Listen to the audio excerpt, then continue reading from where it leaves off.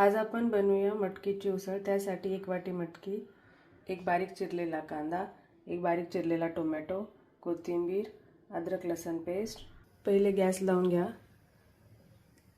तेल गरम झालं, मोहरी, जिरे, हिंग, नंतर कांदा टाका।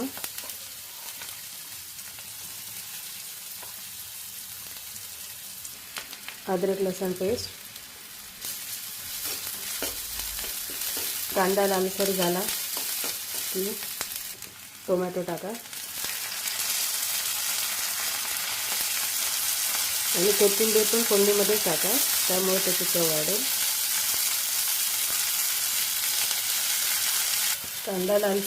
कांदा लालसर झाला की त्यामध्ये टाका हळद,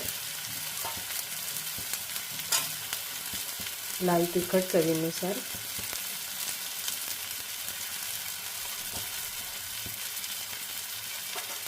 कांदा लसूण मसाला,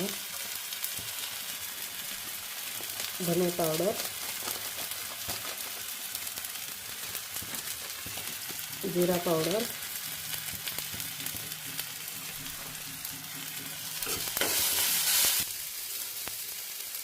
चवीनुसार मीठ,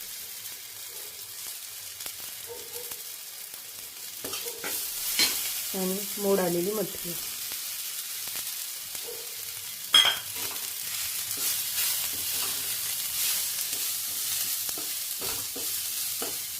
त्याला व्यवस्थित घालून त्यामध्ये गरम पाणी टाका।